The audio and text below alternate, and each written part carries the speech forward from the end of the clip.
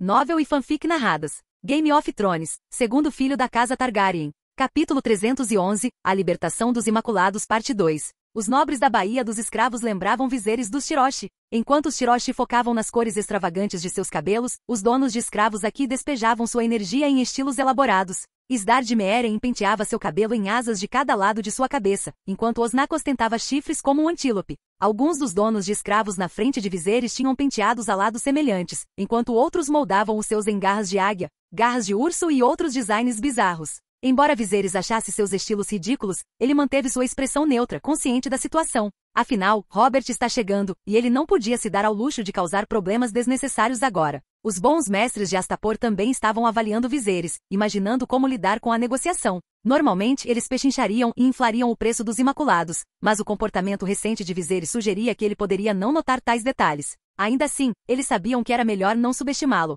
Astapor ficava a leste, e Viserys havia escolhido um porto a oeste para desembarcar. Seus dragões estavam empoleirados nas ameias de Astapor, e o dragão amarelo abriu suas asas, projetando uma sombra enorme que enviou ondas de desconforto pela multidão reunida. Enquanto ambos os lados se preparavam para falar, uma pequena figura de repente avançou e esbarrou em Kraznys. "É Missandei", alguém murmurou surpreso. Kraznys foi pego de surpresa, completamente despreparado para as ações de seu jovem tradutor. Ele congelou assim como os outros donos de escravos que não tinham ideia do que estava acontecendo. Isto é um assassino? O pensamento passou brevemente pela cabeça de alguns, mas eles rapidamente perceberam que era absurdo. Os pés de Missandei tropeçaram enquanto ela descia as escadas correndo, seu corpo caindo para frente. Ela bateu no chão com força, seu rosto raspando no chão de pedra. Quando ela se levantou, o lado direito de seu rosto estava sujo de poeira, uma fina linha de sangue escorrendo de um corte recente. A visão foi tão inesperada que deixou todos em silêncio atordoado. Centenas de olhos estavam fixos na garotinha, seu choque era palpável. Com olhos arregalados e dourados, Missandei levantou seu olhar para Viserys e na língua comum, gritou: "Vossa Graça, os bons mestres querem matá-lo. Você deve ir embora." Sua voz aguda e frenética cortou a atmosfera tensa como uma lâmina, destruindo a fachada de gentilezas que mantinha a cena unida. Seguiu-se um silêncio mortal. As ondas quebrando atrás deles e as bandeiras balançando ao vento eram os únicos sons que impediam que o tempo parecesse congelado. Viserys, momentaneamente atordoado, apenas encarou Missandei, imóvel. Seu desespero aumentou enquanto lágrimas brotavam em seus olhos. "Vossa Graça, vá. Eles... A voz de Missandei falhou quando ela de repente começou a tossir violentamente, lutando para terminar sua frase em valeriano. Seu pequeno corpo tremia com o esforço, e ela não conseguia pronunciar as palavras. "Levem-na embora. Não deixem que ela machuque sua graça." Kraznys finalmente saiu do choque, latindo ordens para os guardas atrás dele. Os corações dos donos de escravos afundaram. Nenhum deles esperava por isso. Se Viserys descobrisse suas verdadeiras intenções, o futuro da Baía dos Escravos poderia estar em perigo dentro de 2, talvez 3 anos. A aniquilação pairava sobre eles. O bruxo que acompanhava os donos de escravos também sentiu a mudança. Embora as coisas tivessem tomado um rumo repentino e caótico, ele permaneceu composto. Afinal, ele havia previsto a derrota final de Viserys. Isso foi apenas uma perturbação momentânea. Enquanto isso, os olhos de Dany se fixaram nos de Missandei. Os olhos dourados da garota estavam cheios de sinceridade, e Dany soube imediatamente que ela não era uma assassina. Ela devia ter descoberto algo importante. "Esta é uma criança gentil.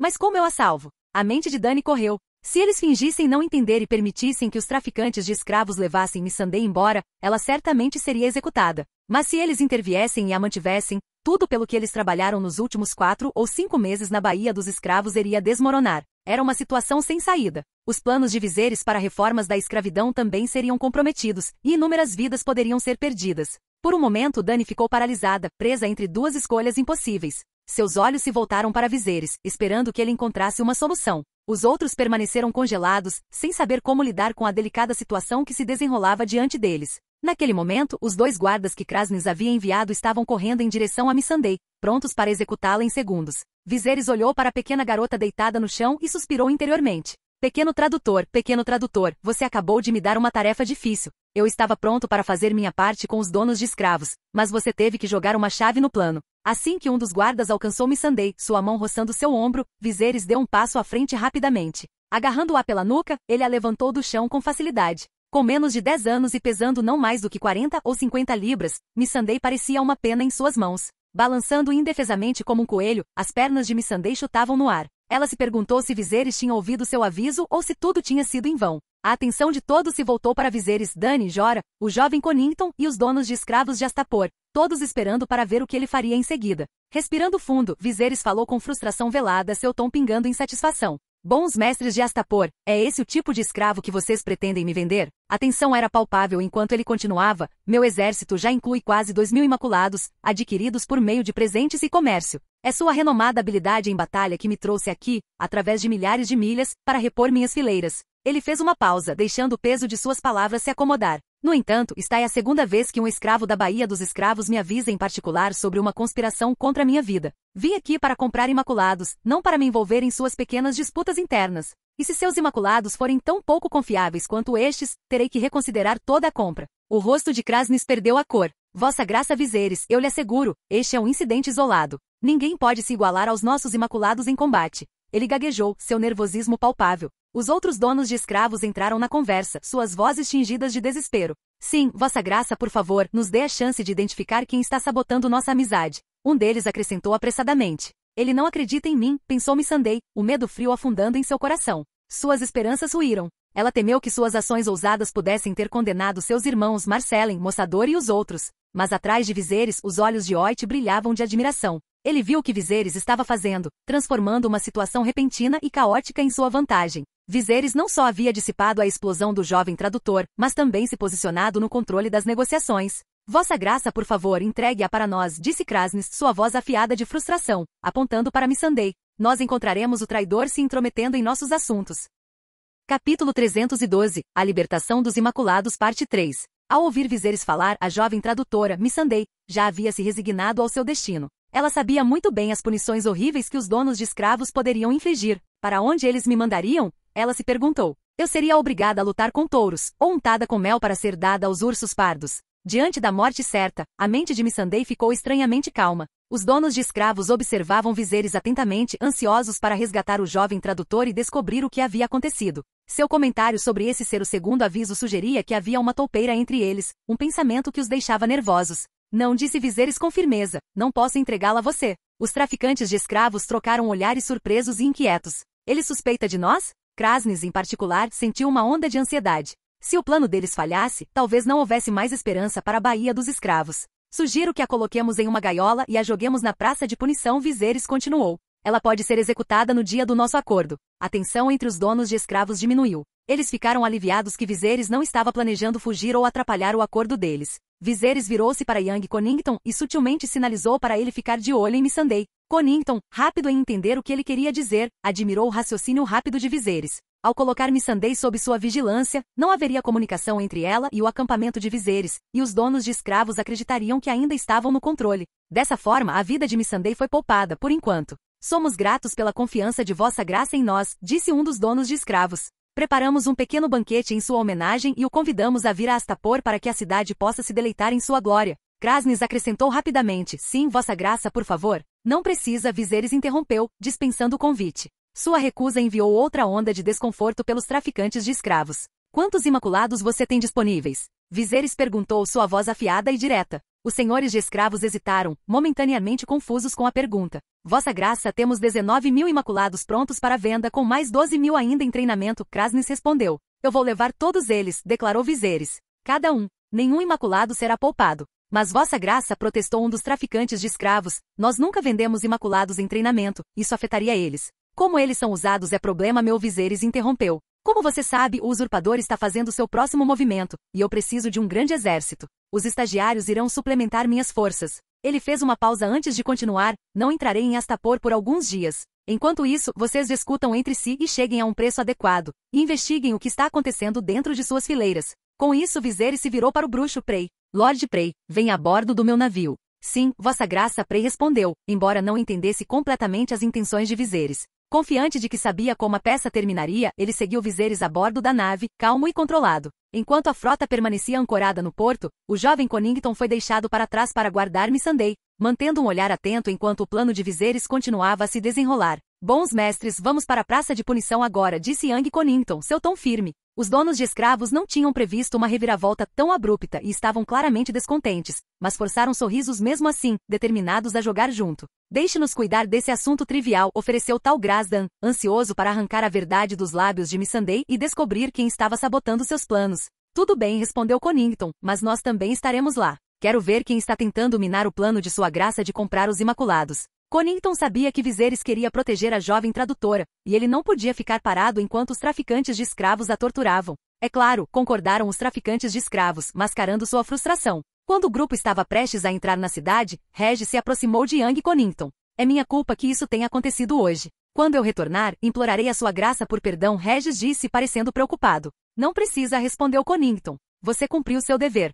Enquanto isso, a bordo do navio, Viserys estava falando com Prey, discutindo seu pedido por mais navios para transportar o exército imaculado. Ele havia pedido a Prey para viajar para Cartut com Dany para garantir os navios necessários. Quando Vossa Graça chegar em Cartut, eu presumo. Prey perguntou. Sua verdadeira preocupação era óbvia. Claro, Viserys o tranquilizou. Assim que entregarmos os Imaculados, irei a Cartut. Enquanto isso, você pode me ensinar sobre os imortais. Ele acrescentou. Calculo que em 6 meses meu dragão estará pronto para cavalgar. Depois que eu lidar com Robert, irei te encontrar. Prey assentiu, satisfeito com as palavras de Viserys. O poder do bruxo havia crescido visivelmente, mas Viserys sabia que ainda havia uma lacuna considerável entre eles. No entanto, ele não podia se dar ao luxo de esperar 2 ou 3 anos para que seus dragões amadurecessem completamente antes de atacar a Baía dos Escravos e Cartert. Até lá, suas defesas seriam ainda mais fortes, e eles investiriam pesadamente em armamento resistente a dragões. Mais importante, Slavers Bay e Cartert estavam longe dos territórios centrais de Viserys. Lançar expedições em larga escala era custoso, e o tempo não estava do seu lado. A magia da muralha havia sido prevista para durar mais 10 anos quando ele partisse, mas agora restavam apenas 9. Ele precisava se concentrar em derrotar o Rei da Noite. Às vezes, ele refletia sobre o quanto as coisas poderiam ter sido mais fáceis sem a ameaça iminente do Rei da Noite. Agora, ele teria garantido o Trono de Ferro e começado a proteger o legado Targaryen. Ele até sonhava em explorar as ruínas de Valíria, mas isso teria que esperar até que Westeros estivesse totalmente sob seu controle. Vossa Graça, não se preocupe, Prey disse confiantemente. Eu vou garantir navios suficientes. Os mercadores e os puro-nascidos de Cartert estão ansiosamente esperando sua chegada. Antes que Viserys pudesse responder, um soldado apareceu, carregando uma caixa. Ele a abriu para revelar uma série de escamas coloridas de dragão, brilhando como pedras preciosas. Estes são meus presentes para você, disse Viserys. Vossa Graça é muito generosa, Prey respondeu, encantada. Escamas de dragão eram incrivelmente valiosas, não apenas como tesouros raros, mas também como materiais alquímicos potentes. Infelizmente para muitos, Viserys havia restringido sua exportação, tornando-as ainda mais escassas nos mercados. Mais tarde naquela noite, com seus planos solidificados, Dany, escoltada pela comitiva do jovem Conington, preparou-se para partir com Prey. Ela levou os guardas blindados Vais Dothrak e 4 dragões com ela. Nos 6 meses desde que eles deixaram Tyrosh, os dragões cresceram consideravelmente. Cada um agora era grande o suficiente para ser montado, e seu fogo escureceu de laranja para preto, sua intensidade mais que dobrou. A escolta que Viserys forneceu para Dany era formidável, forte o suficiente para garantir sua proteção enquanto ela viajava para Cartert.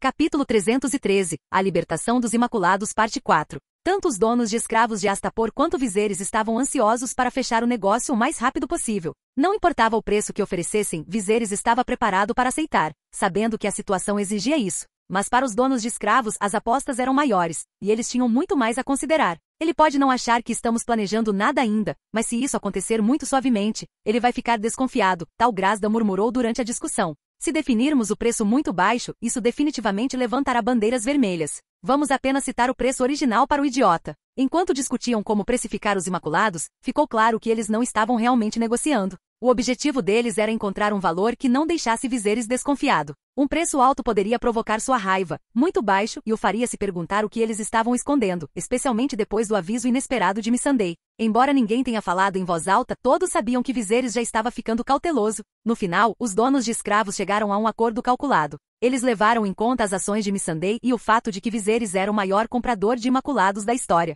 Imaculados totalmente treinados seriam vendidos por 30% do preço original, enquanto os adestrados seriam vendidos por 50%. Se isso tivesse sido um acordo genuíno, a maioria dos donos de escravos teria sentido seus corações sangrarem. Mas mesmo que a venda fosse uma farsa, quando Viserys sugeriu pagar em parcelas, uma onda de desconforto ainda passou pelo grupo. Vossa Graça, Krasnis começou hesitante, talvez o Banco de Ferro pudesse fornecer um empréstimo? Tenho certeza de que eles estariam ansiosos para servir uma família real. Não é que nos oponhamos ao seu plano, mas... Ele fez uma pausa, pensando melhor em suas palavras. Ele quase mencionou a recente queda no mercado de escravos, uma retração causada em grande parte pelas reformas de Viserys. Em vez disso, ele rapidamente se corrigiu. Em vez disso, houve algumas pequenas dificuldades financeiras na Baía dos Escravos. Antes que pudesse terminar, Viserys acenou com a mão, sinalizando para seus homens. Eles trouxeram várias caixas grandes, que foram abertas para revelar uma coleção deslumbrante de escamas de dragão em um espectro de cores. Os olhos dos donos de escravos se arregalaram ao contemplarem o tesouro diante deles. Vermelho, azul, prateado, amarelo, verde, cada escama brilhava como uma pedra preciosa, irradiando um brilho hipnotizante. Essas escamas eram ainda maiores e mais vibrantes do que as que Viserys havia presenteado Prei antes. Às vezes, Viserys sentia como se tivesse descoberto 7 minas de ouro em vez de criar 7 dragões. Os dragões cresciam rapidamente, perdendo escamas enquanto o faziam, e então ele fazia com que as pessoas o seguissem, coletando os valiosos restos. Na verdade, o negócio de escamas de dragão quase se tornou uma indústria própria em Tyrosh. Você sabe o valor das escamas de dragão, Viserys disse suavemente. Usarei estas para compensar alguns dos custos, e o resto será entregue a você no devido tempo. Enquanto os donos de escravos se maravilhavam com as escamas de dragão, seu verdadeiro desejo estava em outro lugar, os próprios dragões. Toda essa negociação, a barganha e a pechincha não passavam de uma farsa. Eles sabiam disso e Viserys também. Após uma breve troca de palavras privadas entre os donos de escravos, Kraznys levantou a mão e disse, fechado. Seguindo seu exemplo, Defet Point Beard e Tal Grasdan levantaram as mãos em uníssono, ecoando Dil. Um bom mestre mais velho, envolto em uma toga enfeitada com pérolas, acrescentou sua voz, fechado. Um por um, os 8 bons mestres mais poderosos de Astapor, aliviados e quase exultantes, selaram seu acordo com Viserys. Vossa Graça Viserys, Kraznys disse com um sorriso malicioso, os 19.000 Imaculados na Praça do Orgulho aguardam sua inspeção. Gostaria de rever seu novo exército? Claro, Viserys respondeu, conseguindo suprimir sua própria excitação. Se eu não os inspecionar, como posso executar o plano de acabar com os donos de escravos? Pensou, mascarando suas verdadeiras intenções por trás de um exterior calmo. Os donos de escravos soltaram um suspiro coletivo de alívio. Tudo o que restava era atrair Viserys completamente para a cidade, e sua trama se desenrolaria sem problemas. Entretanto, enquanto Viserys se preparava para trazer quase 1000 homens de sua comitiva para Astapor, os donos de escravos ficaram visivelmente inquietos. Aquele jovem escravo Regis observou com convicção. É a segunda pessoa na Baía dos Escravos a avisar Vossa Graça. Você é responsável pelas 9 cidades livres e pelos 7 reinos. Um pouco de cautela nunca faz mal. Relutantemente, os donos de escravos concordaram. Convencidos de que não havia perigo real certamente, eles pensaram. Viserys não seria imprudente o suficiente para matá-los todos dentro dos muros de Astapor. Ninguém seria tão tolo a ponto de desafiar toda a Baía dos Escravos dentro da cidade. Com isso, no 8º dia após sua chegada ao porto, Viserys finalmente entrou em Astapor. Ao entrar na cidade, uma longa e triste buzina ecoou pelas ruas, um sinal que reverberou por toda a cidade. No centro da Praça da Punição, Missandei estava fracamente deitada dentro de uma grande gaiola. Por 7 ou 8 dias, os donos de escravos só lhe jogaram restos de comida podre. No entanto, mesmo com aquele escasso sustento, ela mal tocou. Seu espírito estava esmagado, e ela havia perdido a vontade de comer. A maior tristeza, ao que parecia, não era o sofrimento físico, mas a perda total da esperança. Entretanto, quando a trombeta baixa e triste ecoou pela cidade, ela se contraiu involuntariamente e então se levantou rapidamente, assustando o guarda que a observava preguiçosamente. Diman, um escravo leal a Viserys, estava posicionado perto da jaula. Tanto Viserys quanto os donos de escravos concordaram em postar guardas ao redor de Missandei, cada um tentando provar que estava agindo de boa fé. E para garantir que ninguém interferisse em seu destino, Diman foi colocado no comando depois que Young Connington foi transferido para proteger Dany. Reconhecendo Diman como um dos homens de Viserys, Missandei de repente o chamou, sua voz tensa, mas urgente. O rei de cabelos prateados entrou na cidade? Ela gritou, uma vez em valiriano e outra vez na língua comum. Diman, assustado com o tom frenético dela, assentiu silenciosamente. Rápido! Tire-no da cidade. Os bons mestres planejam matá-lo. Rápido! Ela gritou, sua voz perfurando o ar parado. Diman estava presente quando Viserys se encontrou com os donos de escravos. Ele também havia testemunhado os avisos desesperados de Missandei antes, mas não entendia completamente seus motivos. Sua única instrução havia sido para vigiá-la, então ele permaneceu impassível, sem tomar nenhuma atitude. Por favor, salve seu rei. Eles vão matá-lo. A voz de Missandei falhou com desespero, mas Diman permaneceu impassível. Cale a boca, ou eu fecho para você! Gritou o guarda de Astapor, brandindo um chicote para silenciá-la. O peito de Missandei arfou quando ela percebeu que ninguém iria ajudar. Não importava o quanto ela implorasse, Diman não iria intervir. Seu coração afundou quando o peso da desesperança a pressionou mais uma vez. O herói que poderia ter salvado os escravos vai morrer aqui, neste lugar cruel, ela pensou, desesperada enquanto se jogava contra as barras da jaula. Capítulo 314. A Libertação dos Imaculados, Parte 5. Na Praça do Orgulho, os Imaculados estavam em fileiras disciplinadas, sem soldados por formação. De frente, eles pareciam uma densa floresta de aço. De cima, eles pareciam fileiras de escudos marrons firmes, cobrindo a praça em uma linha ininterrupta. Acima deles, um grande dragão voou pelo céu, mas nenhum dos Imaculados olhou para cima. Seus capacetes, coroados com espinhos, permaneceram firmes enquanto um rumor se espalhava silenciosamente entre as fileiras. Se servissem o jovem governante de cabelos prateados por tempo suficiente, seriam libertados. Se ganhassem mérito militar, seu caminho para a liberdade seria ainda mais curto. Liberdade. Uma palavra estranha para eles. Embora seus rostos permanecessem inexpressivos, um fogo tremeluzia em seus olhos, um que não podia ser extinto. Os mestres da Baía dos Escravos haviam quebrado seus corpos e tentado esmagar suas almas, mas os Imaculados ainda eram humanos. E enquanto houvesse esperança, eles eram diferentes. Convir havia se tornado essa esperança. No momento em que o viram, reconheceram o cheiro de um dos seus. No entanto, seus olhos eram diferentes, cheios de vida e espírito. Convir havia dito a eles que havia adotado 3 crianças que herdariam seu sobrenome. Sobrenomes. Outra palavra estranha para os Imaculados. Quase todos eles se lembravam secretamente de seus primeiros e últimos nomes, aqueles que eram forçados a esquecer. Eles achavam que morreriam sem nome, como vermes esmagados no campo de batalha ou folhas levadas pelo vento, para nunca mais serem lembrados. Mas a ideia de passar um sobrenome mexeu com algo profundo dentro deles, uma brasa de identidade há muito enterrada. Naquele momento, Convira se moveu entre os Imaculados, liderando seus soldados com propósito. Para eles, ele era uma tocha na escuridão, uma chama que cortava o vazio. No entanto, apesar do calor, não era o suficiente. No momento em que ele saiu da linha de visão deles, os Imaculados sentiram um vazio no peito, uma profunda sensação de perda, como se estivessem acordando de um sonho cedo demais. Alguns dos Imaculados mais jovens olharam para os bons mestres na plataforma. Os 8 bons mestres mais poderosos de Astapor possuíam quase todos os Imaculados da cidade. Por enquanto, esses mestres tinham seus destinos em suas mãos. Mas tudo mudaria quando os cetros fossem passados. Viserys estava na plataforma alta, examinando a multidão abaixo. Quase toda a população escrava de Astapor se reunirá para testemunhar o evento, da criança menor ao escravo mais velho. Os únicos ausentes eram os 8 bons mestres em si, que estavam separados, isolados em seu poder. Viserys lançou outro olhar para os 3 dragões circulando acima do quadrado. O maior, um dragão amarelo, tinha crescido até o tamanho de uma van, muito maior do que os dragões jovens da linha do tempo original. Na história de Daenerys, até mesmo Drogon, o maior de seus dragões, não era maior do que um avestruz nessa idade. Mas esses dragões, os dragões de Viserys, eram muito mais formidáveis. Um único passe deles poderia queimar tudo abaixo até virar cinzas. Mas antes que isso acontecesse, ele precisava proteger o cetro dos Imaculados. Nesse momento, Kraznys iniciou sua rodada final de vanglória sobre os Imaculados. Vossa Graça Viserys, ele começou, esfregando as mãos ansiosamente. Os Imaculados são os soldados mais obedientes que você jamais comandará. A única coisa que eles sabem é seguir ordens. Não importa quão terrível a batalha se torne, eles nunca desertarão ou se renderão. Eles têm apenas 2 escolhas. Eles ganharão a vitória para você ou morrerão no campo de batalha. Ele fez uma pausa, esperando uma reação, seus olhos brilhando de expectativa. Ótimo, Viserys respondeu categoricamente após um longo silêncio, sem dizer mais nada. Viserys estava esperando pelo cetro, a chave para controlar os Imaculados. Ele olhou ao redor, mas não viu sinal dele. Sua paciência estava se esgotando. Sentindo seus pensamentos, Oit deu um passo à frente e perguntou diretamente. Os Imaculados obedecem apenas aos comandos daquele que segura o cetro. Podemos tê-lo agora? Com isso, os donos de escravos trocaram olhares inquietos. Kraznys, que estava liderando a conversa, parecia particularmente inquieto. Ele forçou um sorriso e respondeu: Vossa Graça, o cetro será entregue a você antes de partir com os Imaculados. Por que a demora? Por que estou sendo tratado diferentemente de Daenerys? Viserys pensou frustrado. Por que esperar? Regis interrompeu, seu tom cortante de impaciência. Nós já negociamos o preço. Os donos de escravos, no entanto, tinham suas razões para protelar. Quando souberam que Viserys estava chegando, eles conduziram uma investigação completa sobre seus negócios passados,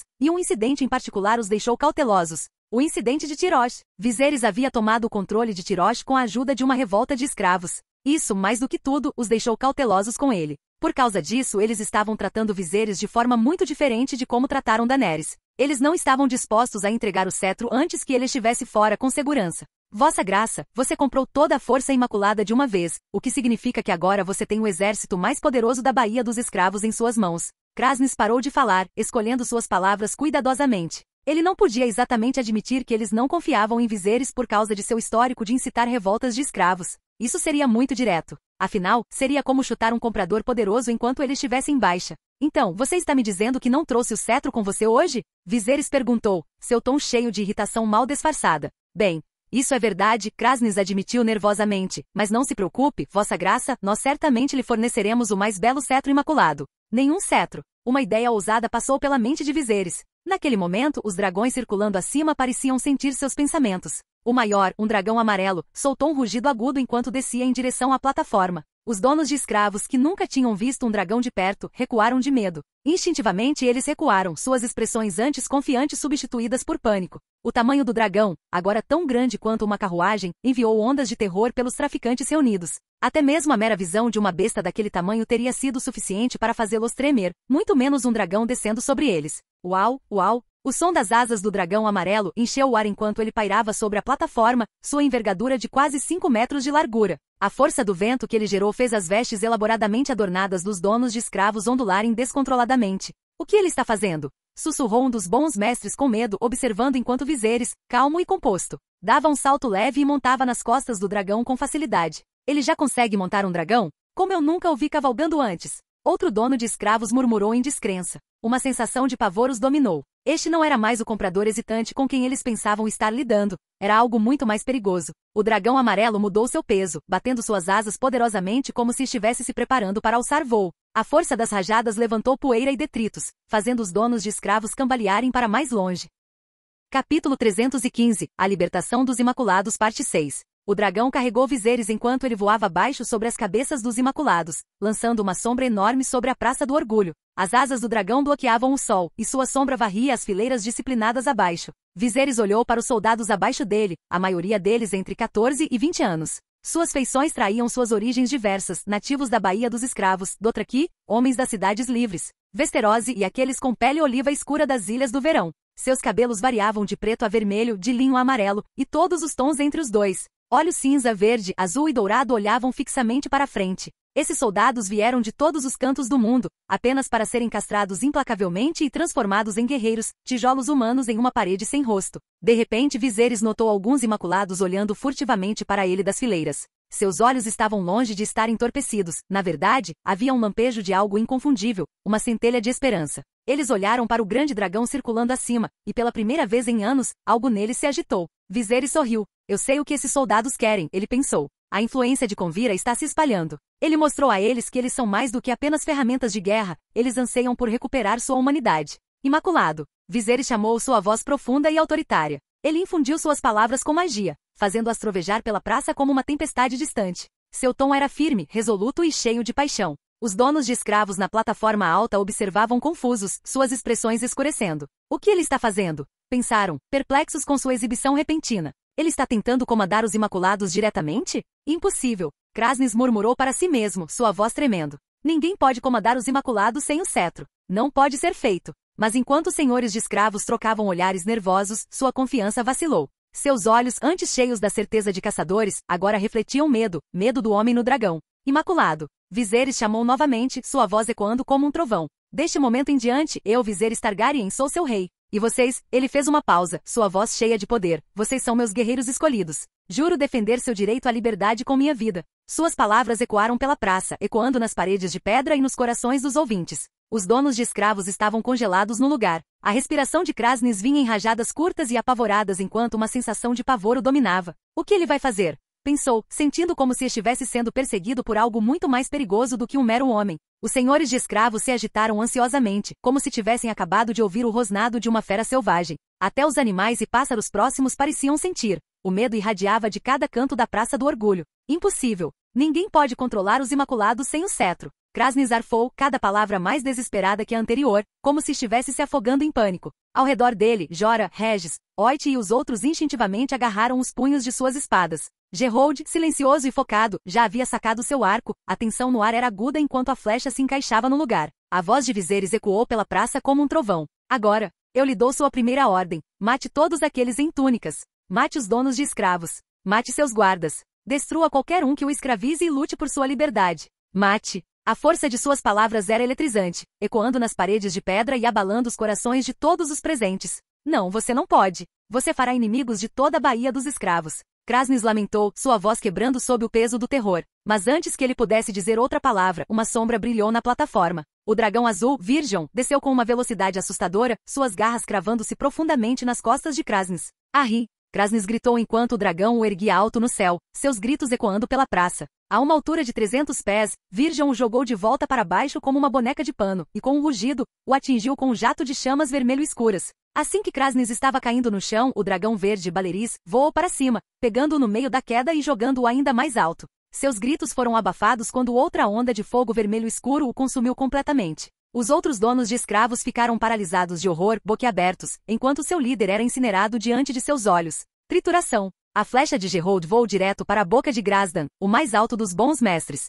A flecha se alojou profundamente, cortando seu último suspiro enquanto ele desabava. Com 2 dos 8 bons mestres mortos em um instante, os outros finalmente entenderam o plano de Viserys. Até os mais obtusos entre eles perceberam o banho de sangue que estava se desenrolando. Socorro! Socorro! Protejam-nos! Guardas, eles gritaram, mas suas vozes tremiam de medo. Os guardas também estavam paralisados, tremendo com a visão dos dragões e da carnificina ao redor deles. Eles nunca tinham enfrentado um inimigo como esse, um dragão rugindo, chamas carmesins infernais queimando o céu. Jorah, Regis e Oit avançaram, espadas desembainhadas, cortando qualquer um em seu caminho. O caos irrompeu na plataforma alta enquanto o sangue era derramado, os donos de escravos tentando desesperadamente fugir. Mas era tarde demais. Em questão de minutos, mais da metade dos bons mestres estavam mortos ou gravemente feridos. Naquele momento, os Imaculados na praça entraram em ação. Um dono de escravos em pânico mal teve tempo de reagir antes que uma lança perfurasse seu abdômen. Sua comitiva logo se viu cercada, subjugada pela força implacável dos Imaculados. Nas arquibancadas, os donos de escravos restantes tentaram montar uma última e inútil resistência.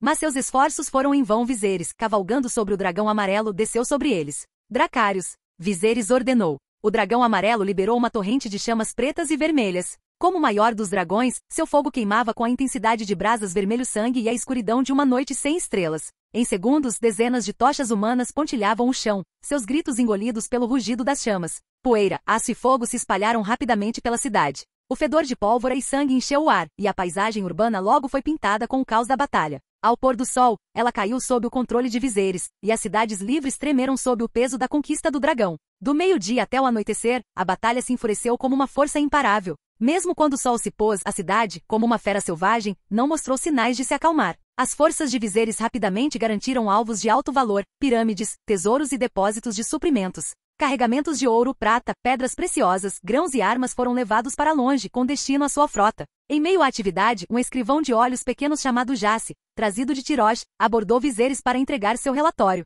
Os contadores e escriturários astaporianos, agora sob compulsão militar, trabalharam incansavelmente para fazer um inventário dos despojos. Vossa Graça já se começou, o valor total do ouro, prata, gemas e outras pedras preciosas que apreendemos é estimado entre 6 e 9 milhões de dragões dourados. Também adquirimos 3.768 armaduras e armas. Quanto aos grãos, controlamos mais de 1,4 milhão de libras nos armazéns. No entanto, mesmo com os 70 navios mercantes que capturamos dos donos de escravos, podemos não ser capazes de transportar tudo. Viserys ouviu, satisfeito com o resultado. Os despojos de uma única cidade rendiam imensa riqueza. Seus alvos foram cuidadosamente escolhidos. Apenas os grandes donos de escravos que governavam das pirâmides foram saqueados. Donos de escravos menores e civis foram poupados de sua ira, embora se eles fossem vítimas de seus próprios escravos rebeldes fosse de pouca importância para ele. Além dos nomes familiares de Meereen, Yunkai e Astapor, as cidades livres da Baía dos Escravos também incluíam Nova Guis, Tolos e Eleiria. Viserys sabia que seria impossível conquistar todas as 6 cidades de uma vez, então ele se concentrou em garantir a riqueza das 3 mais ricas, Meereen, Yunkai e Astapor. E ele sabia que em breve surgiria a oportunidade perfeita para completar sua conquista.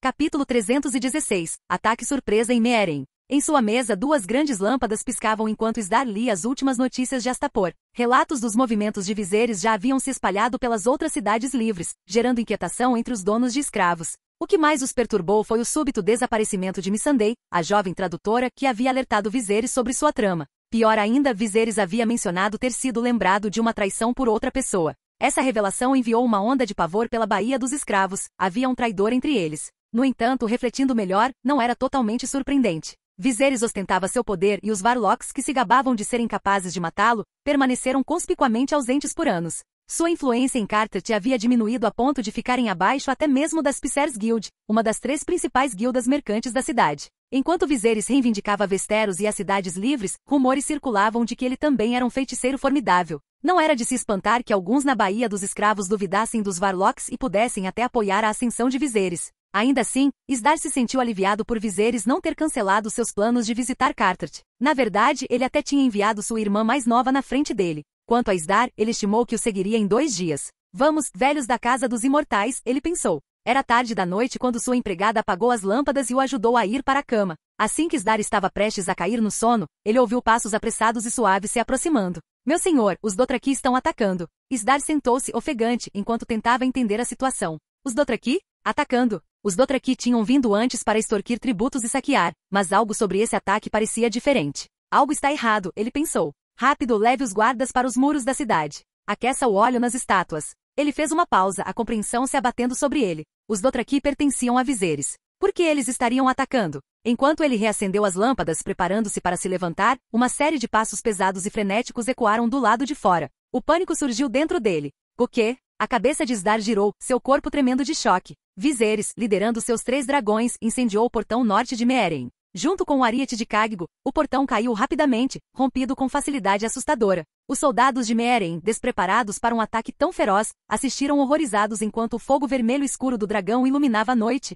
rasgando o céu como uma ferida profunda. As chamas derreteram as estátuas de arpias empoleiradas no topo das paredes, que antes borrifavam óleo quente como defesa. O óleo, agora inútil, espirrou em todas as direções, causando muito mais dano aos defensores do que aos atacantes. Pela primeira vez, os defensores de Meereen entenderam completamente como o poderoso antigo Império de Giza havia caído para Valíria. Enfrentar um inimigo com dragões era como lutar contra um deus de outro mundo. Khadgo e a cavalaria da Golden Company, tochas em mãos, correram para a cidade, aproveitando a brecha. De seu ponto de vista no topo de seu dragão, Viserys observou o caos se desenrolar abaixo, seu aperto aumentando conforme a cidade de Meereen começava a ruir sob o ataque. Qual é a sensação de montar em um dragão? Viserys perguntou, sua voz ecoando sobre o vento enquanto eles voavam pelo céu nas costas do dragão amarelo. Havia 2 cavaleiros, Viserys e Chinelli. Ela estava tensa no começo, segurando firme quando montava o dragão, mas agora ela estava começando a se ajustar. Pouco assustada, ela admitiu suavemente, prendendo a respiração. O quê? Você não gosta? Viserys provocou. Não, eu adoro. Eu adoro. Vossa Graça, Chinelli rapidamente corrigiu, sua voz tingida de excitação. A sensação das palavras do jovem em seus ouvidos fez seu coração disparar, e por um momento, ela sentiu como se pudesse derreter. No futuro, nossos filhos também terão a oportunidade de montar em dragões, acrescentou Viserys com um sorriso confiante.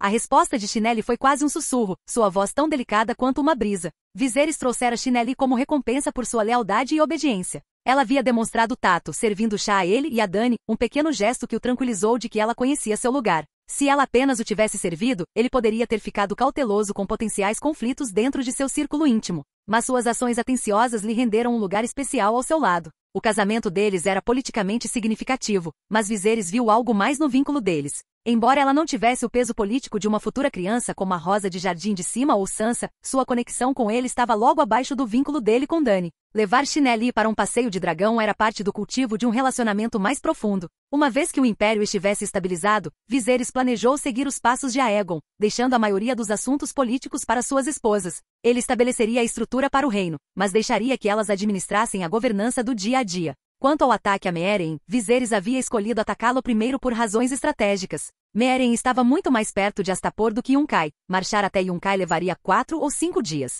Enquanto isso, Khadgo e a Companhia Dourada já estavam estacionados ao norte de Meereen, prontos para atacar. Com Viserys cavalgando seu dragão de Astapor, a jornada levou apenas uma manhã. Ao coordenar com Khadgo, eles conseguiram tomar Meereen rapidamente. Depois eles pressionariam Yunkai, atacando-a tanto do norte quanto do sul. As defesas de Yunkai, já em desordem, ruiriam facilmente. Uma única passagem do dragão de Viserys ao redor de suas muralhas seria o suficiente para quebrá-las. Quando os 3 dragões de Viserys pousaram no topo da maior pirâmide de Meereen, o resultado da batalha estava praticamente selado. A cidade havia caído, e a nobreza havia sido cercada. Entre os cativos estavam Isdar Zolorak e Osnak Zopal. No total, 400 a 500 da elite de Meereen, aqueles que controlavam os vastos recursos da cidade, estavam tremendo diante dele. Embora a maioria estivesse vestida com roupas de dormir apressadamente colocadas, suas vestes de seda e bordados intrincados refletiam a luz bruxuleante das tochas. A riqueza estava tecida em cada ponto. Os soldados que o cercavam estavam parados como sentinelas, sua presença sozinha era o suficiente para manter os nobres congelados no lugar. Ninguém ousou se mover. A elegância habitual de seus penteados foi substituída pelo caos. Seus cachos antes perfeitamente penteados agora estavam bagunçados em suas orelhas e bochechas. Osnak, que normalmente estilizava seu cabelo em elaborados chifres de antílope, agora parecia nada mais do que um par de rabos de cabra caídos. Acima deles, os 3 dragões circulavam em uma formação de catavento, suas escamas brilhando à luz das tochas. Isdar não conseguia se livrar da sensação de que eles tinham crescido desde a última vez que os viu. Fazia apenas meio mês, mas os dragões estavam visivelmente maiores, muito mais intimidadores do que antes. Se recompondo, Isdar olhou para Viserys e perguntou com a voz trêmula, Vossa Graça, por quê? Você realmente vai fazer inimigos em toda a Baía dos Escravos? Viserys encontrou seu olhar calmamente. Eu não sou a mãe dos dragões, ele pensou consigo mesmo. Não tenho interesse em governar a Baía dos Escravos. Estou aqui para destruir os poderosos donos de escravos. Mas antes que ele pudesse executar seu plano completo, havia algo que ele precisava saber. Quero saber o que os feiticeiros estão planejando para mim, exigiu Viserys em tom áspero. Isdar congelou. Um arrepio percorreu sua espinha enquanto o pavor o enchia. Como ele descobriu? O pânico arranhou seu peito. O que está acontecendo em Astapor agora? Ele deixou escapar. A expressão de Viserys escureceu. Sem olhar para Isdar, ele falou com o dragão verde espreitando atrás dele. Dracarys. O dragão verde inalou profundamente, seu peito se expandindo enquanto chamas pretas e vermelhas giravam em sua garganta. Então, em uma corrida aterrorizante, ele liberou uma torrente de fogo de dragão sobre o grupo mais próximo de Imaculados de Meereen. O ar crepitava com calor, mas nenhum grito veio daqueles consumidos pelo fogo. Os únicos sons de agonia vieram daqueles próximos, poupados da explosão inicial, mas incendiados pelo calor escaldante. Alguns dos Imaculados, ainda vivos, se contorciam no chão em uma tentativa desesperada de extinguir as chamas. Mas não houve misericórdia. Os soldados de Viserys se moveram rapidamente, enfiando lanças nos corpos em chamas, garantindo que não houvesse sobreviventes. Os corpos carbonizados eram encharcados com água e areia antes de serem arrastados para fora da plataforma por ganchos e jogados pela lateral da pirâmide como lixo. Os grandes mestres de Meereen, que antes governavam os outros com crueldade e arrogância, foram reduzidos a pouco mais que pilhas de cinzas fumegantes. Os dentes de Isdar batiam incontrolavelmente enquanto ele encarava a exibição implacável de Viserys.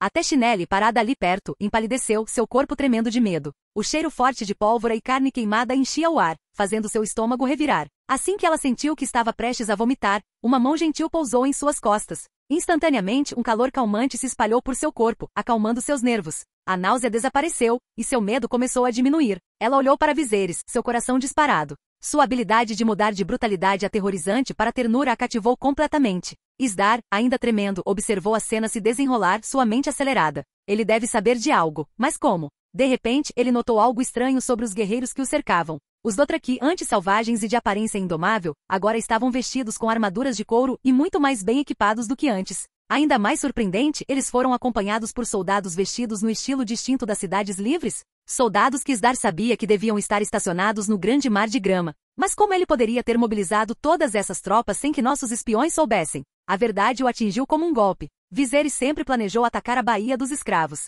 Você planejou isso desde o começo, Isdar gaguejou tremendo. Mas por quê? Os olhos de Viserys permaneceram frios, sua voz cortando o pânico de Isdar como uma lâmina. Vou perguntar de novo. O que os Warlocks estão planejando para mim?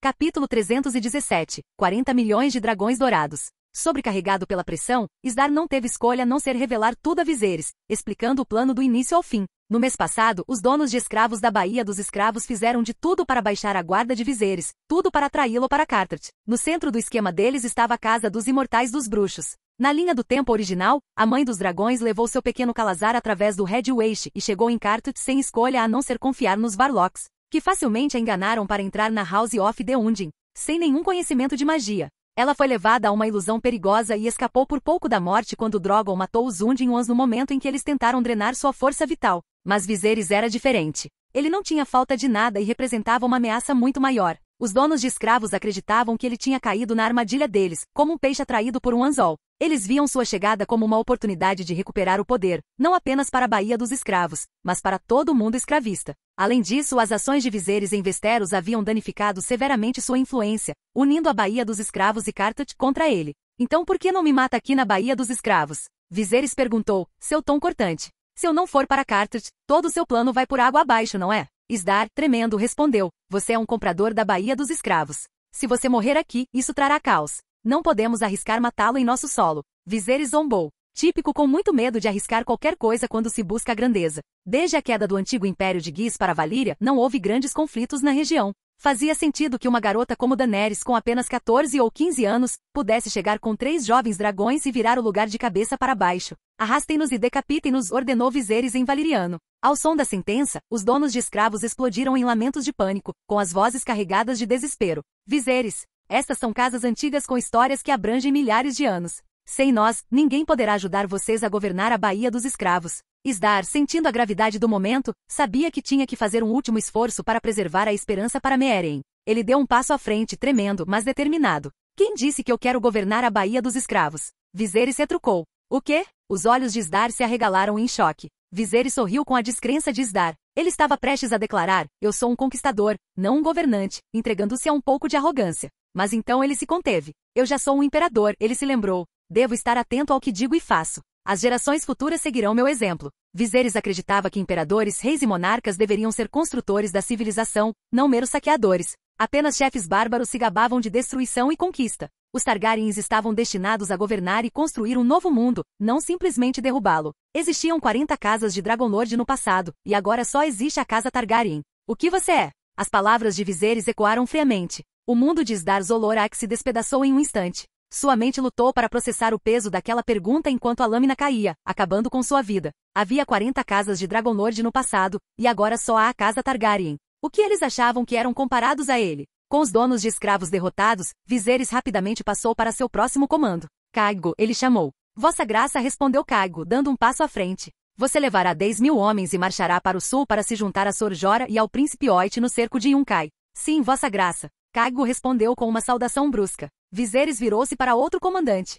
Jon Moody. Vossa Graça, foi a resposta. Vocês guarnecerão Meereen. Matem todos os donos de escravos com 10 ou mais escravos. Confisquem suas propriedades e enviem tudo de volta para Tyrosh. Entendido, Vossa Graça. Jon Moody assentiu, já planejando como realizar o expurgo. Os despojos de Astapor, excluindo os Imaculados, valiam cerca de 10 milhões de dragões dourados. Mas Meereen, mais rica e próspera, prometia recompensas ainda maiores. A fortuna desta cidade fluiria diretamente para os cofres de Viserys. Caigo e o jovem Jon Moody trouxeram mais de 20.000 homens, metade dos quais eram de cavalaria. Com os 30.000 Imaculados recrutados de Astapor, e os 20.000 soldados que Oit e Jorah tinham à disposição, Yunkai, a mais fraca das 3 cidades livres, não tinha chance. Viserys duvidava que eles sequer lutassem. Uma cidade como Yunkai provavelmente se renderia antes do cerco começar. Tendo resolvido os assuntos militares, Viserys levou Chinele pelos degraus da pirâmide dourada de 800 pés de altura de Meereen. Uma vez lá dentro, eles procuraram por uma cama adequada, mas não encontrando nenhuma, Viserys simplesmente estendeu sua grande capa preta no chão.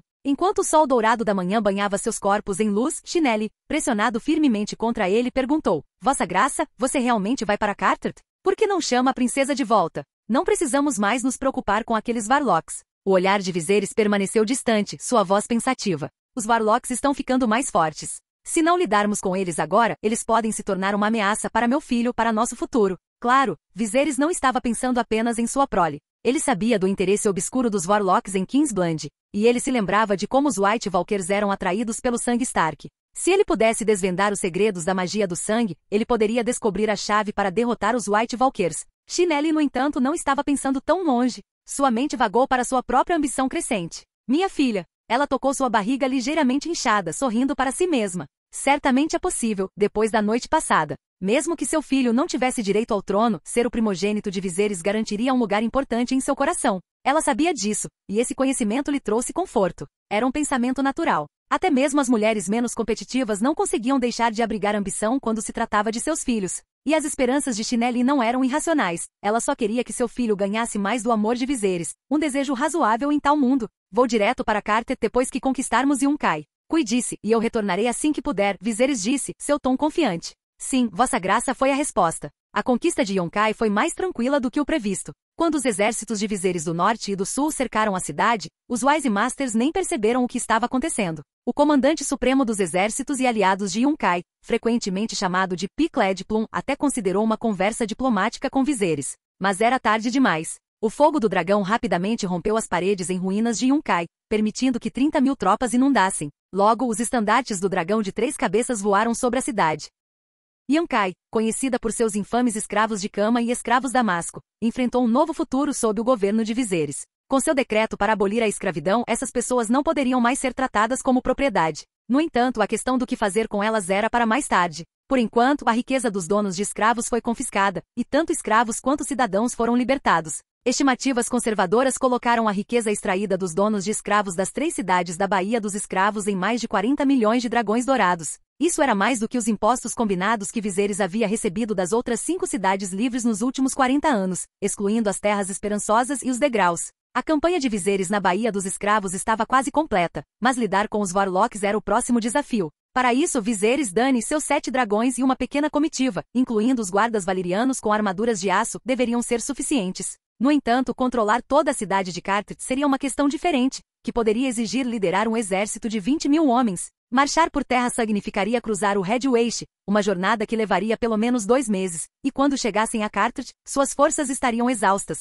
Isso também alertaria Carthage sobre sua aproximação muito antes de chegarem. Por outro lado, viajar por terra e mar levaria apenas cerca de um mês, mas Carthage, com sua extensa rede de transporte, provavelmente detectaria sua chegada. Rumores da conquista de Viserys da Baía dos Escravos provavelmente já haviam chegado a Carthage. Comandante, estou deixando a administração da Baía dos Escravos em suas mãos. Planejo navegar para Carthage primeiro. Prepare uma frota de 20.000 homens para me apoiar, Viserys ordenou. Entendido, Vossa Graça. Oit respondeu. Oit, que parecia doente antes de chegar à Baía dos Escravos, agora irradiava energia e vitalidade. Recentemente Viserys havia fortalecido a constituição de Oit por meio de magia de sangue, e os resultados foram impressionantes. Estimulado por sua força renovada, Oit acreditava que poderia até mesmo gerar outro filho no futuro. Grato por sua decisão de ficar do lado de Viserys e se juntar aos Vindlon, Oit refletiu sobre o quanto havia mudado. Eles não apenas recuperaram Pentos, mas Viserys também o ajudou a renovar sua vida. Embora Oit não tivesse certeza de que tipo de magia estava em jogo, ele sabia de uma coisa: tudo tinha um preço. O que quer que Viserys tenha sacrificado foi significativo. Oit estava determinado a proteger a Baía dos Escravos em seu nome. Antes de partir para Carthage, Viserys decidiu entrar no sonho de Dany, pois eles tinham concordado em se encontrar em horários fixos para garantir sua segurança contra os Varlocks. Assim que ele entrou no sonho dela, Dany tinha notícias inesperadas para ele. Irmão, uma Shadowwinder apareceu na minha nave. O nome dela é Quite, e ela me disse algumas coisas estranhas. Capítulo 318. As profecias de Quite. Quite é para Daenerys o que o Grensier foi para Bran, ambas figuras misteriosas que fornecem avisos enigmáticos e dicas sutis. As profecias de Quite para Daenerys são numerosas, detalhadas e muitas vezes desconcertantes. Por exemplo, ela disse uma vez à Mãe dos Dragões: se você quer ir para o norte, você deve viajar para o sul. Para chegar ao oeste, você deve ir para o leste. Para ir para frente, você deve voltar, e para tocar a luz, você deve passar por baixo da sombra. Embora essa profecia seja vaga e aberta à interpretação, outras visões de Quite são avisos mais claros. A vela de vidro simboliza o retorno da magia. A égua pálida prediz a praga em Meereen. O Kraken representa Euron Greyjoy. A chama negra se refere ao seguidor de Benerro Mocorro. O leão aponta para Tyrion Lannister. O Griffin se refere à casa Connington. O sol faz alusão à casa Martell. O senescal perfumado faz alusão a Varys. O dragão do pantomimeiro sugere a Aegon o impostor, embora agora, devido a Viserys, ele tenha sido reduzido ao jovem Connington. No entanto, nesta linha do tempo alterada, Viserys já conquistou ou neutralizou a maioria desses chamados símbolos de poder. Até Varys, que geralmente permanece inalterado, está sob pressão implacável. A mensagem enigmática: se você quer ir para o oeste, você deve ir para o leste. Se você quer ir para o norte, você deve ir para o sul. Parece quase irrelevante quando Viserys tem 7 dragões em rápido crescimento e centenas de milhares de tropas sob seu comando. Ele pode ir aonde quiser, sem precisar decifrar enigmas ou seguir caminhos ambíguos. No entanto, uma parte da profecia de Quite ainda assombra Viserys, e para tocar a luz, você deve passar por baixo da sombra. Viserys refletiu sobre isso antes de perguntar a Daenerys como ela entrou na sua nave. O que Shiera disse? Dany respondeu: Shiera me disse que é uma habilidade única dos Shadowbinders. Eles podem projetar versões ilusórias de si mesmos. Semelhante às habilidades dos sonhadores, pensou Viserys. Mas as projeções de Quite podem causar danos. O que exatamente ela te disse? Ele perguntou. Ela disse: para tocar a luz, você deve passar por baixo da sombra. É isso? Isso é tudo. Viserys estava agora 70% convencido de que Quite talvez não tivesse intenções puras. Primeiro de tudo, por que Quite não foi até ele diretamente? Ou porque ela não se revelou quando ele estava com Daenerys? Ele sempre foi atencioso com Dany, garantindo que suas necessidades fossem atendidas. Se Quite realmente tinha uma missão para Daenerys, por que ela não confiaria em Viserys para ajudar? Segundo, os métodos que Quite e o Grensier usaram pareciam assustadoramente similares. O enigmático de Quite para tocar a luz, você deve passar por baixo da sombra, parecia estar guiando Daenerys em direção às Terras das Sombras. O Grensier, por outro lado, estava liderando Bran além da muralha em direção à Terra do Inverno Eterno. Ambas as figuras estavam atraindo seus indivíduos escolhidos para lugares perigosos e místicos para propósitos que permaneciam obscuros. Mas eles estavam escolhendo salvadores? Viserys zombou do pensamento. Ele havia arriscado sua vida repetidamente, reunindo um exército, unindo dragões e se preparando para enfrentar os caminhantes brancos. Se tudo isso não o qualificasse como um salvador, então o mundo realmente deveria confiar nessas figuras sombrias com motivos obscuros para trazer a salvação? Ele pensou por um momento e disse: eu irei até você em breve. Se a Shadowwinder encontrar você novamente, diga a ela que a menos que ela se mostre diretamente a mim, eu viajarei para as Terras das Sombras e a procurarei eu mesmo. Se ela não se importar, dê a ela esta mensagem.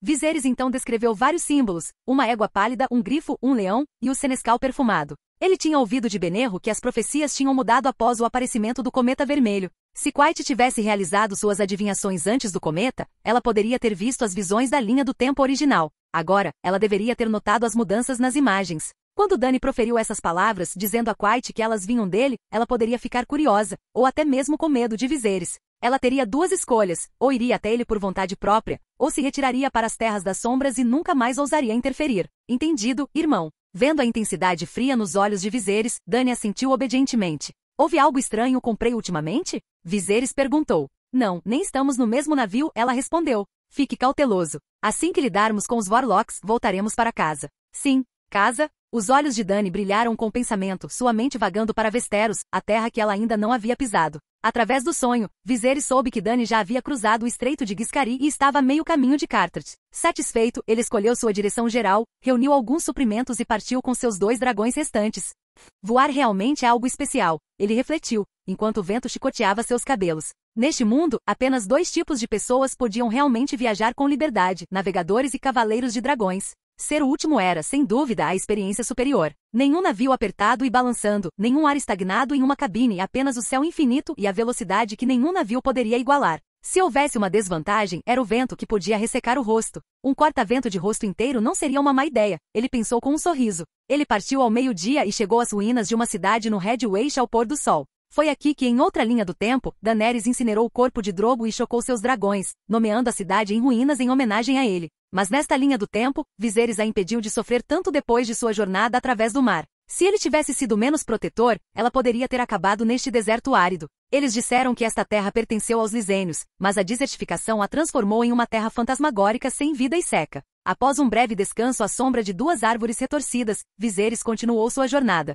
Depois de 2 ou 3 dias de voo, ele chegou aos confins do sul do Red Waste. O voo em si foi fácil, encontrar pessoas, no entanto, provou ser mais difícil. Então, Viserys montou seu dragão, seguindo as rotas de voo conhecidas, procurando pelo navio de Dany na vasta e implacável paisagem abaixo. Olha, um dragão. É um dragão. À medida que Viserys se aproximava das movimentadas rotas de navegação que levavam a Carthage, o número de navios mercantes aumentava. Alguns navios ostentavam velas com um emblema circular, provavelmente a marca dos 13. Suas cargas emitiam um rico aroma de especiarias, revelando sua conexão com as casas mercantes de Carthage. Viserys voou sobre as ruas movimentadas, examinando o horizonte em busca da frota de Dany. Ele teve que confiar na conexão deles para corrigir seu curso, diferente de Prey, que permaneceu presunçosamente confiante em seus planos. Na mente de Prey, o futuro já estava escrito, a força vital de Viserys logo pertenceria a ele, e ele, não os Targaryens, emergeria vitorioso. O pensamento encheu Prey de satisfação. Pisando no convés de seu navio, Prey olhou para os 4 dragões circulando acima, prateado, verde, preto e vermelho, cada um brilhante e inconfundível no céu.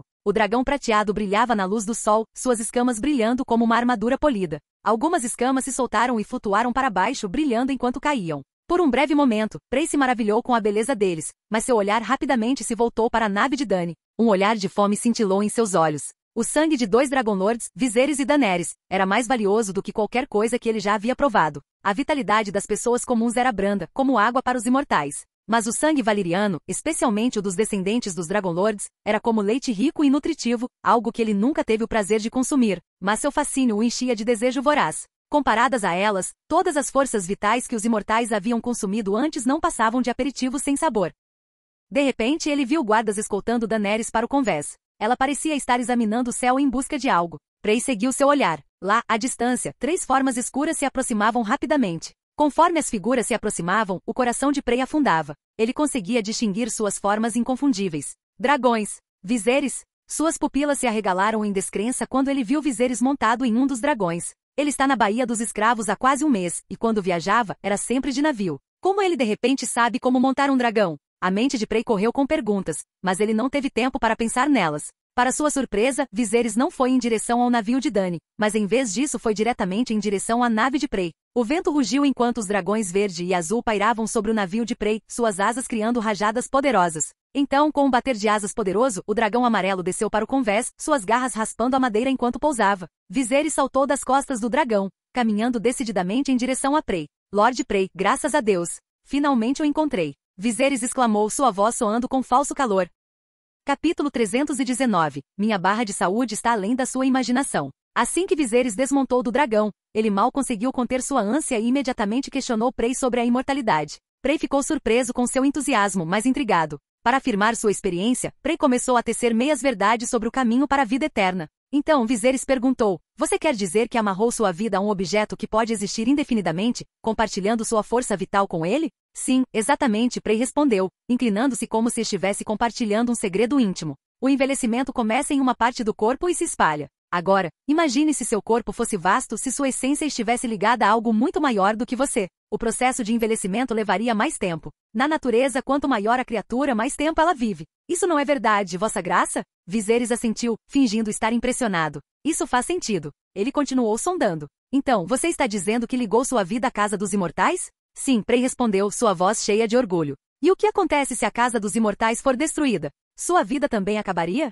A pergunta de Viserys tinha um tom mais afiado, pois ele buscava descobrir a vulnerabilidade de Prey. Ele precisava entender como derrotar os Warlocks, que eram muito mais formidáveis nesta linha do tempo do que aqueles que a Mãe dos Dragões ou Euron enfrentaram. Prey hesitou momentaneamente, mas então optou pela verdade parcial. Ele havia reconhecido que Viserys era muito astuto para uma mentira óbvia. Não seria morte instantânea. Depende de quanto da casa for destruída. Se a fundação for obliterada, não teremos muito tempo restante. Viserys sentiu que Prey estava escondendo algo, mas ele entrou na brincadeira. E durante esse processo de conexão, presumo que haja algum tipo de cerimônia. De fato, Prey disse, exibindo um sorriso malicioso. Quando você entrar na Casa dos Imortais, você experimentará a ligação de sua força vital a um objeto eterno. Como o imperador, você poderia construir um palácio tão vasto que mesmo viver por 10.000 anos não estaria fora de alcance. 10.000 anos! Viserys exagerou seu espanto, agindo como se estivesse completamente tomado pela promessa da imortalidade. Prey, sentindo que sua presa estava fisgada, deu um aviso amigável. Claro, Vossa Graça, é sensato mudar de identidade a cada poucos séculos.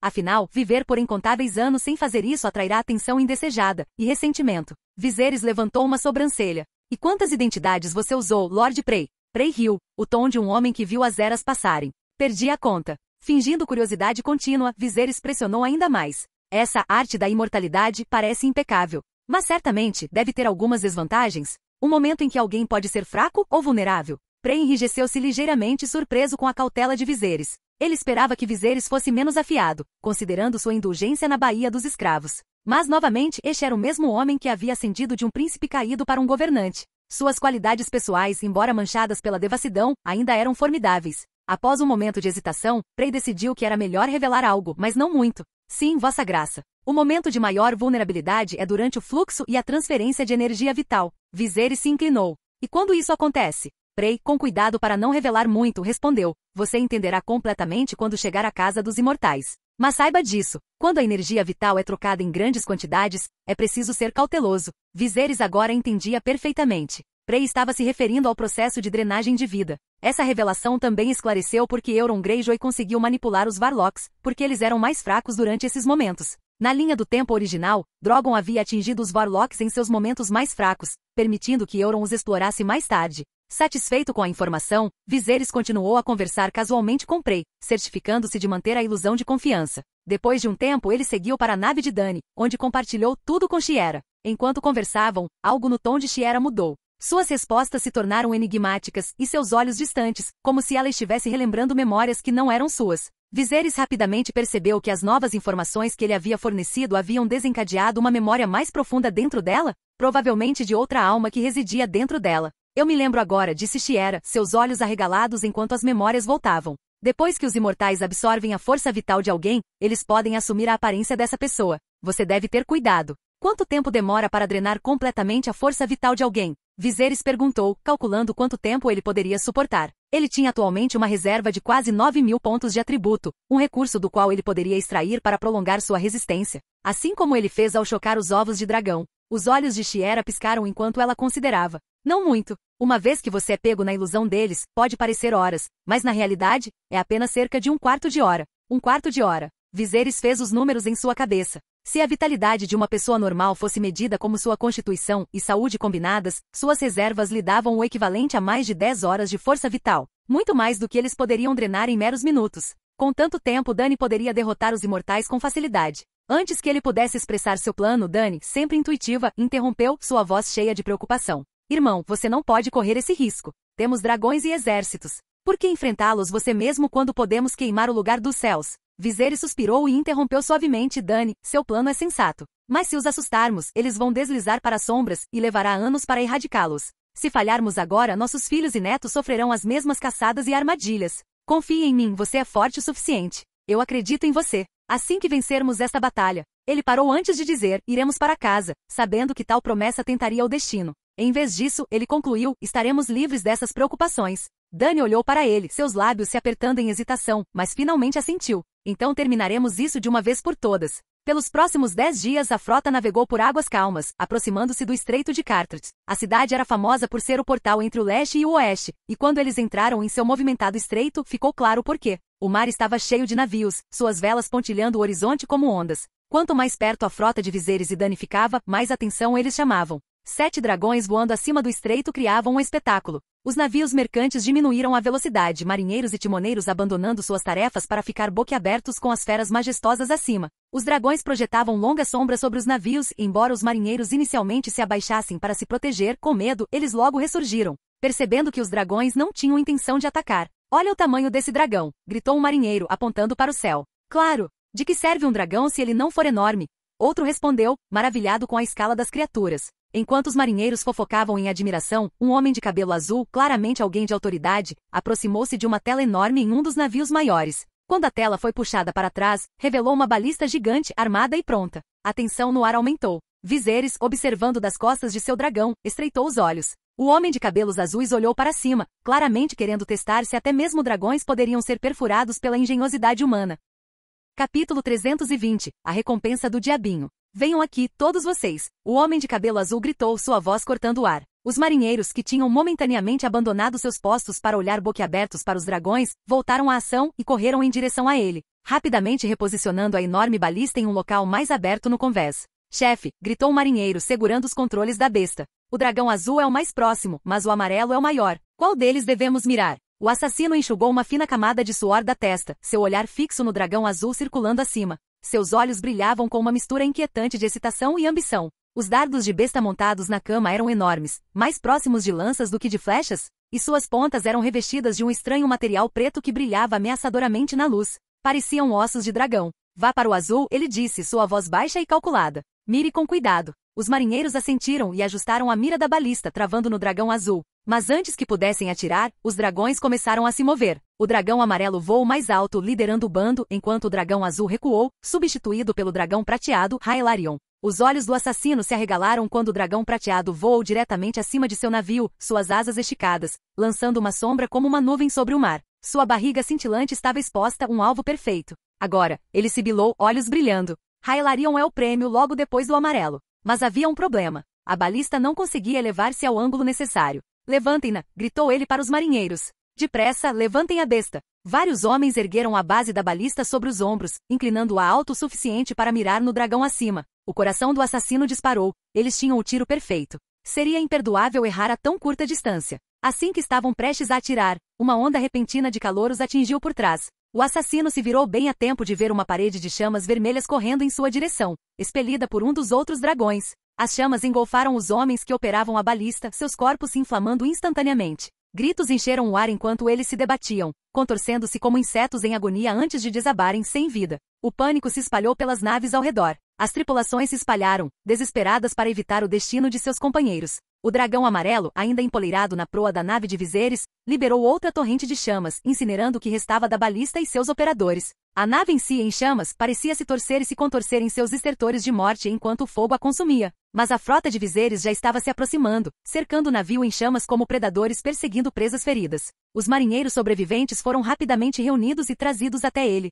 Entre eles estava o assassino de cabelos azuis, que se destacou imediatamente. Ao contrário dos outros que tremiam e imploravam por suas vidas, ele permaneceu enervantemente calmo, seu comportamento acadêmico, quase digno. Um Tiroshi, pelo que vejo? Viserys perguntou, olhando o homem.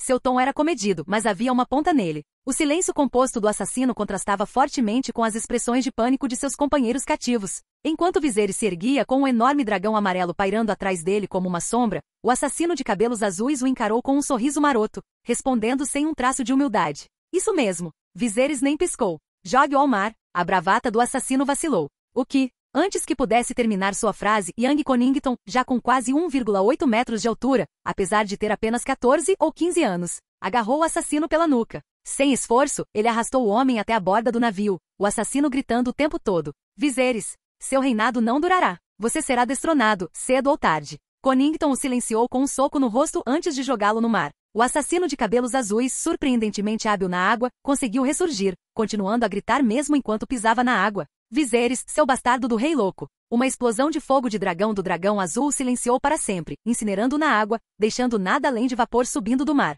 Imperturbável, Viserys virou-se para o próximo homem na fila, o marinheiro de pele escura tremendo diante dele. Você, Viserys disse, apontando, me diga tudo o que sabe. Fale e você pode viver. É eu. Aceitamos o trabalho pela recompensa do Trono de Ferro. Viserys levantou uma sobrancelha. O Trono de Ferro? O marinheiro, que na verdade era um antigo pirata, gaguejou sua explicação. Ele e sua tripulação foram recrutados pelo assassino de cabelos azuis de Tyrosh, encarregados de caçar os dragões de Viserys. A recompensa do Trono de Ferro, ele explicou, era uma recompensa oferecida por ninguém menos que a atual mão do rei, Win. Sim, ele, um anão, confirmou o marinheiro com a voz trêmula. Tyrion Lannister. Viserys assentiu, sua expressão ilegível enquanto processava a informação. Então Tyrion havia se tornado a mão do rei. Um adversário digno, Viserys pensou, mas não alguém que ele temesse. Tyrion era conhecido por sua astúcia, sempre encontrando aliados improváveis para se unir contra um inimigo comum. Na linha do tempo original, durante a Batalha da Água Negra, Tyrion havia convencido os clãs da montanha a lutar pela casa Lannister, causando caos para as forças de Stannis Baratheon.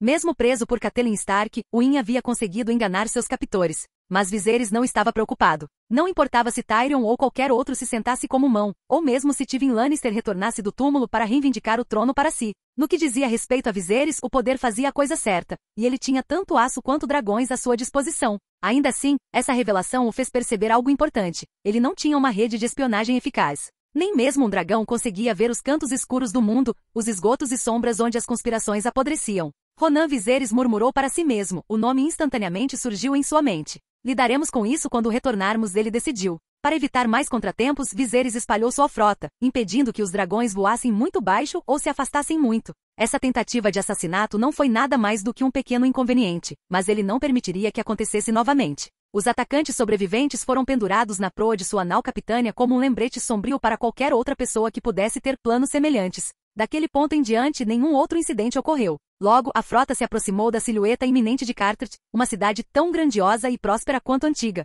De sua posição nas costas de seu dragão, Viserys apreciou a visão. A cidade era ainda mais magnífica do que Porto Real. O tamanho e a riqueza de Carthage eram evidentes em cada detalhe, não apenas no vasto e movimentado porto abaixo. 4 grandes portos ladeavam a orla, cada um cheio de vida e cor. O maior pertencia aos Purebor de Carthage, enquanto os outros 3 eram de propriedade das guildas mercantes mais poderosas da cidade. Bandeiras de tons vibrantes, cascos de navios coloridos e velas ricamente adornadas tremulavam na brisa, criando um mar de cores que parecia mudar com a maré. A cidade em si era igualmente deslumbrante. Erguendo-se à distância, as famosas muralhas de 3 camadas de Carthage eram altas, grossas e impenetráveis. Tanto uma defesa contra inimigos quanto uma gaiola para aqueles presos lá dentro. Era uma fortaleza tanto quanto um monumento à riqueza e ao poder. Mas Viserys sabia que não deveria ficar deslumbrado com a grandeza de Carthage. Ele aprenderá com Isdar Zolorak que a cidade, apesar de toda sua beleza, não era um lugar de refúgio. Como muitas outras, ela esperou ansiosamente pela queda do dragão, ansiosa para atacar se tivesse a chance. Os olhos de Viserys se estreitaram enquanto ele observava a cena abaixo.